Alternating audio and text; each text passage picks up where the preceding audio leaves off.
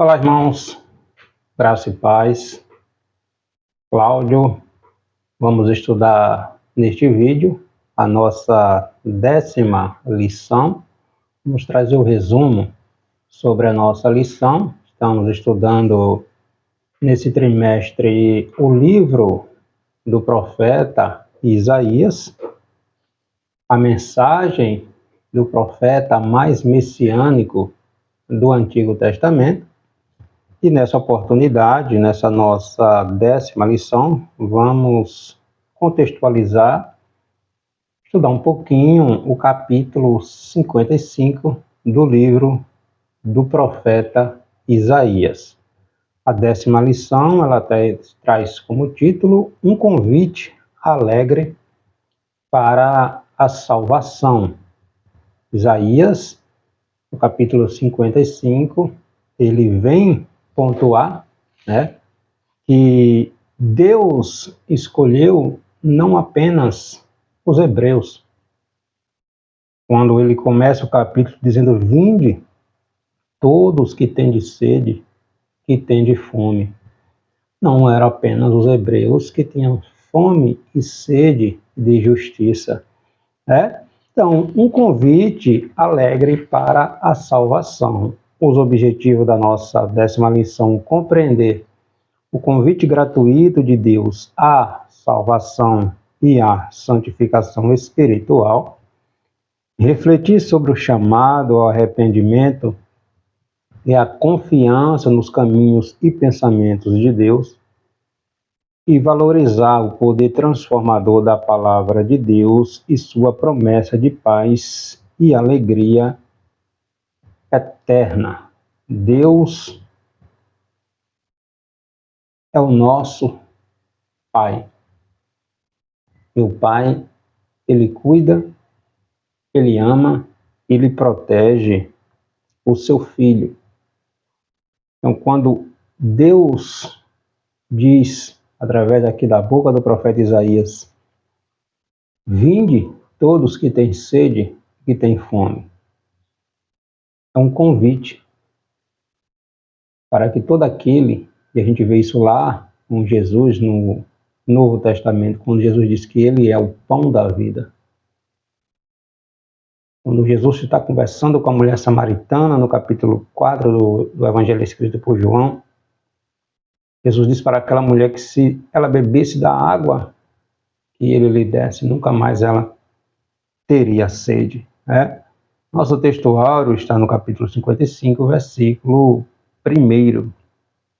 "Ah, todos vós, os que tendes sede, vinde às águas, e vós, os que não tendes dinheiro, vinde, comprai e comei. Sim, vinde e comprai sem dinheiro e sem preço, vinho e leite." Verdade prática. Deus oferece salvação, perdão e uma vida abundante a todos os que o buscam e estão dispostos a seguir sua palavra. E o nosso texto bíblico é o capítulo 55. Capítulo 55 tem 13 versículos. Então, leia todo o capítulo para você ter um entendimento, uma compreensão maior sobre a nossa lição, sobre o que Deus está falando através ali do profeta Isaías. Esse capítulo 55, ele é um capítulo repleto de esperança, de misericórdia. O capítulo 55 é um capítulo, desde o primeiro versículo, a gente já vê ali que ele está repleto de esperança, de misericórdia, no qual Deus convida a todos, sem exceção, para se aproximar dele, para encontrar nele salvação, a água que sacia a sede espiritual, o pão que mata a fome espiritual. O primeiro tópico da nossa lição: sede e fome de salvação. Vinde às águas, a vossa alma viverá, o chamado é para todos. Então, quando a gente lê o capítulo 55, ele começa com um convite, alegre e pleno de misericórdia. Ou seja, todos vocês que têm sede, venham às águas, e vocês que não têm dinheiro, venham, comprem e se alimente. Nenhum de nós teríamos condição de obter a salvação por meios próprios. Ninguém. É um dom gratuito de Deus. Deus nos deu através do seu Filho Jesus Cristo. Não existia preço que humano nenhum conseguiria pagar. Então, quando Isaías diz: vocês que não têm dinheiro, venham e comprem e se alimentem. Aí Jesus disse: eu sou o pão da vida. Olha que coisa extraordinária. Então, Deus oferecendo gratuitamente o que é essencial para a vida física, para a vida espiritual do seu povo. No capítulo 55, versículo 1, começa assim: ó vós, todos os que tendes sedes, vinde às águas, e os que não têm dinheiro, vinde, comprai e comei. Sim, vinde, comprai sem dinheiro e sem preço, vinho e leite. Mas assim como o nosso corpo físico ele não sobrevive sem a água, o espírito humano ele só encontra a vida em Deus. Só tem vida em Deus. Jesus, no Evangelho escrito por João, capítulo 14, versículo 6, ele diz: eu sou o caminho, eu sou a verdade, eu sou a vida. Não existe vida espiritual sem Deus. Todos que estão afastados de Deus estão mortos espiritualmente falando, entende? Então, no versículo 2, aqui do capítulo 55, por que gastais o dinheiro naquilo que não é pão? E o produto do vosso trabalho naquilo que não pode satisfazer. Ouve-me atentamente e comei o que é bom, e a vossa alma se deleite com a gordura. Então, aqui no capítulo 2, a gente vê Deus questionando através de Isaías por que as pessoas gastam energia com o que não as satisfazem, né? Apontando para a futilidade de buscar segurança e satisfação fora da presença de Deus. É ilusão, é passageira. A gente vê lá no capítulo, no Salmo 73, salmo escrito por Asaf, quando Asaf olha e contempla que aparentemente ele vê os ímpios prosperando, enriquecendo, tendo de tudo, do bom e do melhor. Aí Asaf começa a questionar, a perguntar: por que é que o ímpio prospera e o justo padece, sofre, passa por privações? Até que Asaf entra no santuário do Senhor, ele contempla o futuro dos ímpios, daqueles que zombam de Deus. É terrível, entende? Então, buscar prazer, satisfação longe de Deus, longe da presença do Senhor. Salomão vai falar também. É vaidade, vaidade de vaidade. Tudo vivido longe do propósito de Deus para as nossas vidas. É vaidade e frustração. Infelizmente, muitos só vão entender isto quando já é tarde demais, né? Então, Isaías ele enfatiza que o verdadeiro alimento, o que nutre de forma duradoura, é um presente de Deus e que ele, Deus, o oferece sem custo, como um favor imerecido, que nós não merecíamos, nós não merecemos. a sua graça e a sua misericórdia e o seu perdão.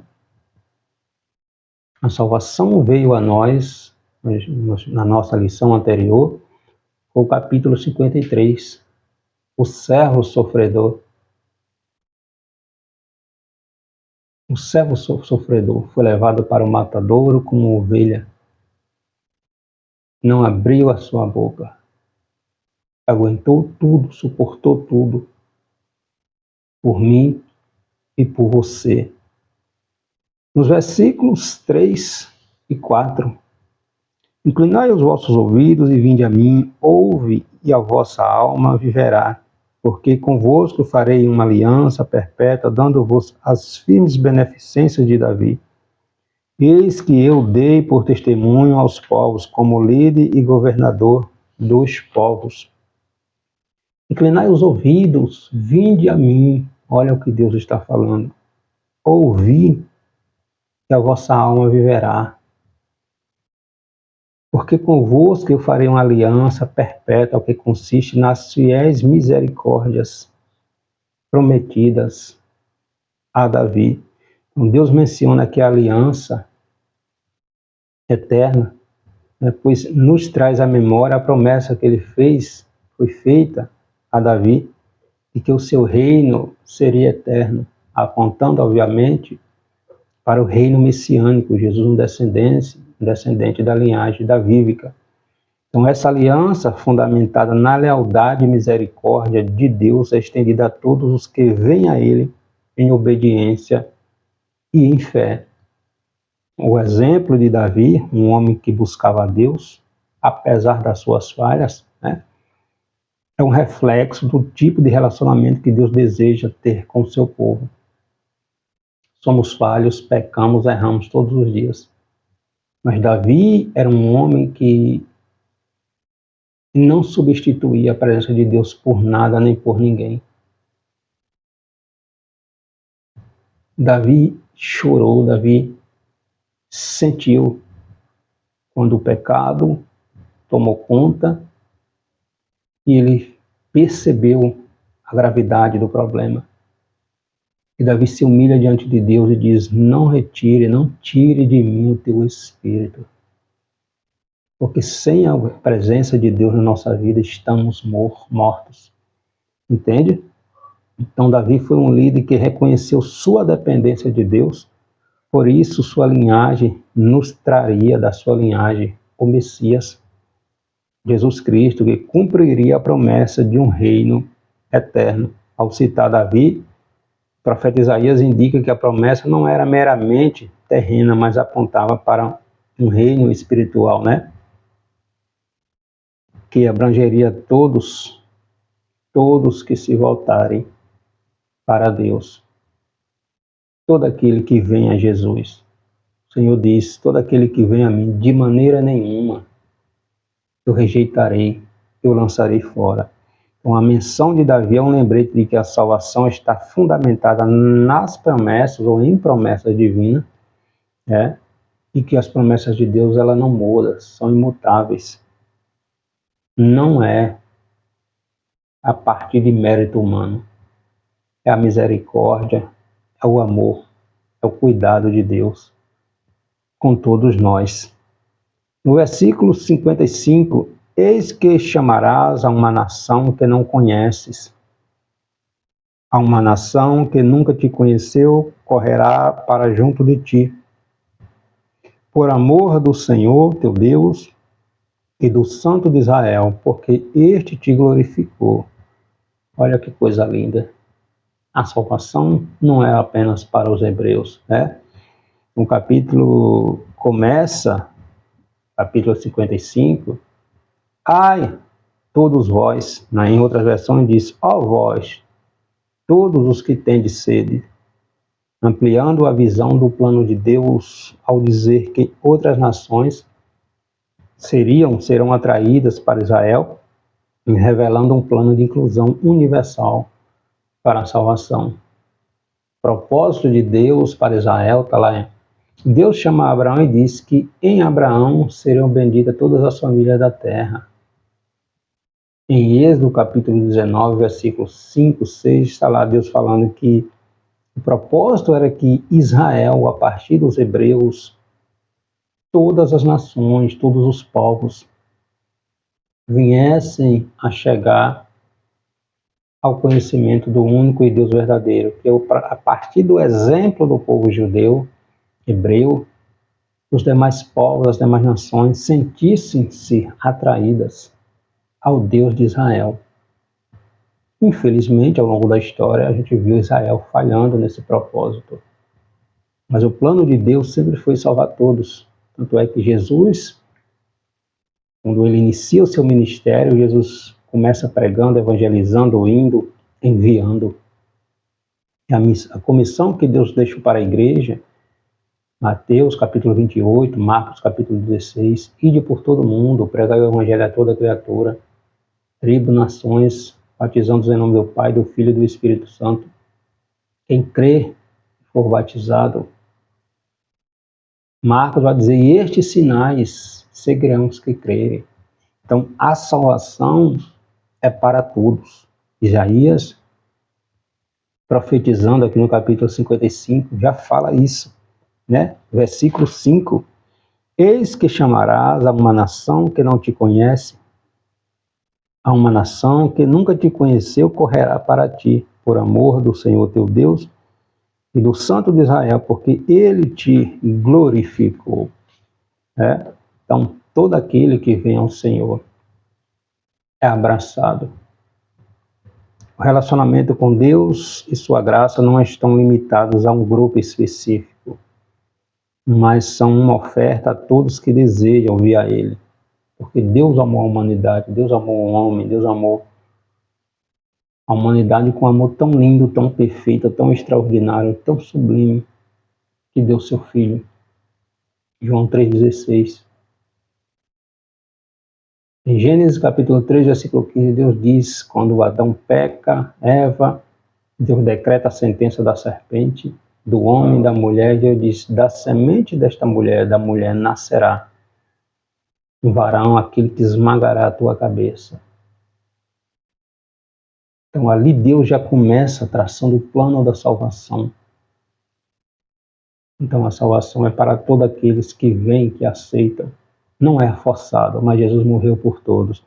Entende? Então o relacionamento com Deus e sua graça não está limitado a um grupo específico, mas são uma oferta a todos que desejam, que aceitam o convite do Senhor. Então esse chamado ele é universal, aponta para a interação de Deus de abençoar a humanidade inteira, como ele foi prometido, como prometeu a Abraão, Gênesis capítulo 12, que em ti serão benditas todas as famílias da terra.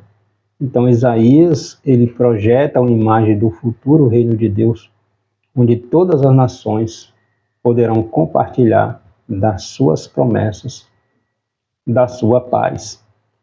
O capítulo 2, o tópico 2 da lição, o Senhor, buscai o Senhor. O Senhor está perto, converta-se ao Senhor, o Senhor é rico em perdoar. No versículo 6, parte A diz, buscai o Senhor enquanto se pode achar, invocai-o enquanto está perto. Com Deus, a graça, a porta da graça está aberta. Deus está acessível e próximo daqueles que clamam, que buscam nele. Então, o pecador, ele precisa vir a Deus. A porta da graça está aberta ainda, né? Só que chegará um tempo em que se findará. Estamos vivendo o período, o tempo da misericórdia do Senhor. Deus é um Deus misericordioso? Sim. Estamos vivendo esse período da misericórdia de Deus. Só que chegará um tempo em que a porta da graça se fechará. E aí, irmãos, é tarde demais, né? No versículo 7, parte A diz: deixe o perverso o seu caminho e o iníquo os seus pensamentos. Converta-se ao Senhor. Isaías desafia o povo a abandonar seus maus caminhos, seus pensamentos, e após isso submeter-se aos caminhos e pensamentos do Senhor, porque os pensamentos do Senhor são maiores do que os nossos. Mas quando nos submetemos a Cristo, quando aplicamos a palavra de Deus no nosso dia a dia, como Tiago vai dizer na sua epístola, capítulo 1, versículo 22, para não sermos apenas ouvintes, mas praticantes, os nossos pensamentos, as nossas atitudes vai se alinhando com a vontade de Deus. Entende? O que Paulo escreve aos Coríntios: nova criatura, mudança de mentalidade, mudança de atitude, mudança de comportamento. As coisas velhas vão passando e o fruto do Espírito, Gálatas capítulo 5, versículo 22 e 23, o fruto do Espírito vai desenvolvendo na nossa vida. Então, os pensamentos de Deus, nós vamos sendo alinhados a Ele. Vamos fazendo aquilo que o Espírito Santo coloca no nosso coração. E fora de Deus, é essas coisas que a gente vê aí no mundo. Cada dia mais a humanidade distante do seu Criador. Então, esse ato de humildade é crucial para que o ser humano se aproxime de Deus, pois ele reconhece a limitação e o engano de confiar em si mesmo. Quando o homem confia em si mesmo, é uma tragédia, é uma desgraça atrás da outra. Cada vez mais ele se distancia do seu Criador, se rebela contra o seu Criador, esquecendo ele de que todos terão que comparecer diante do Criador um dia, né? Para prestar contas. Então a humanidade ela é uma postura essencial, a humildade, uma postura essencial para que possamos experimentar o perdão e a restauração que Deus nos oferece, compreendendo que o arrependimento é tanto uma atitude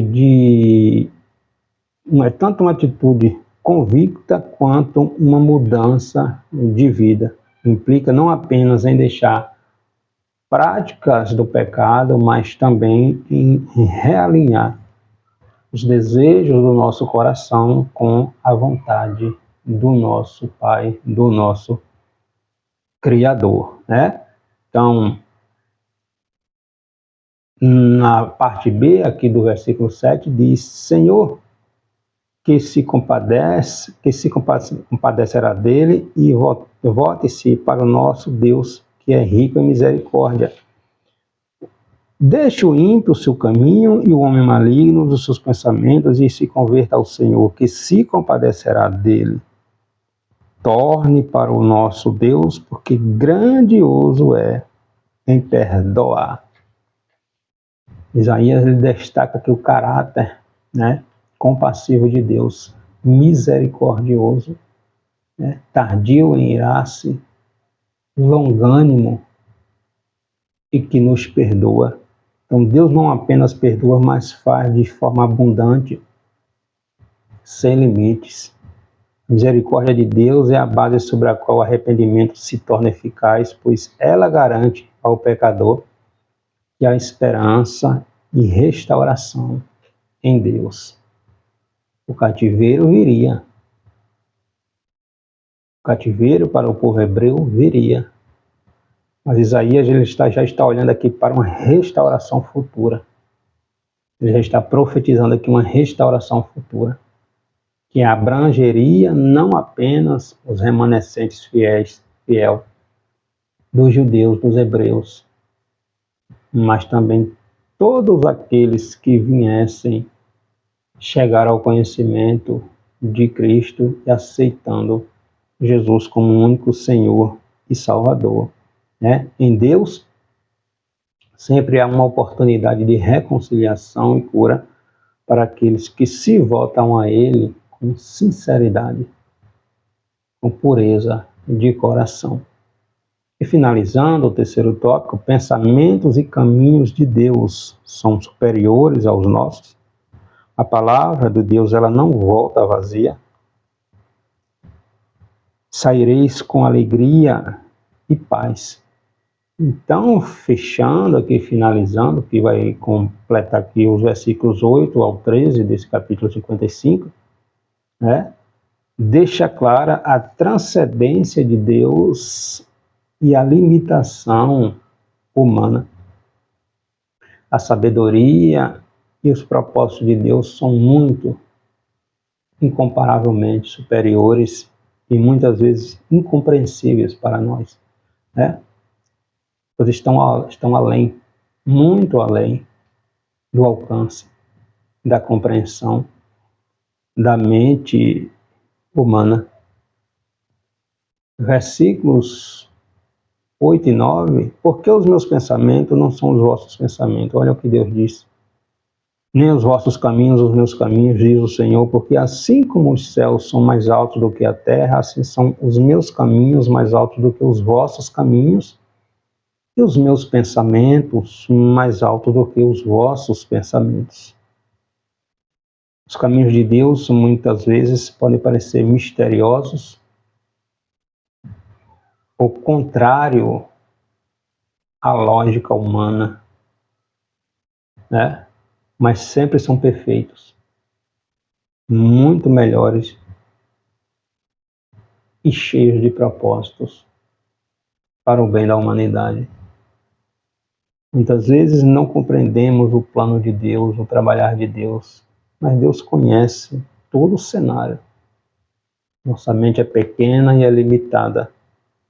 Versículos 10 e 11, assim será a palavra que sair da minha boca. Ela não volta vazia. Fará o que lhe apraz e prosperará naquilo para que a designei. Então Deus está dizendo, assim como a água, o orvalho, a chuva, ela desce, ela molha a terra, ela cumpre o seu propósito, ela não retorna para o céu. Assim é a palavra de Deus. Ela não volta sem cumprir o seu propósito, porque ela é eficiente e ela é eficaz. Então a palavra de Deus é semelhante à chuva. Ela cumpre o seu propósito para o qual Deus a determinou. Nenhuma profecia da Bíblia deixou de se cumprir.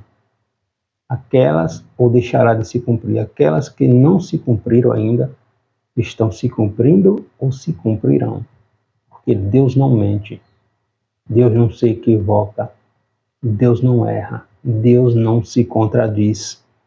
Então Isaías, ele ilustra aqui a fidelidade de Deus, mostrando que suas promessas nunca voltam sem se cumprir vazias, mas sempre é eficiente na sua ação e sempre eficaz. Vai até o fim. Não se cumpre pela metade, né?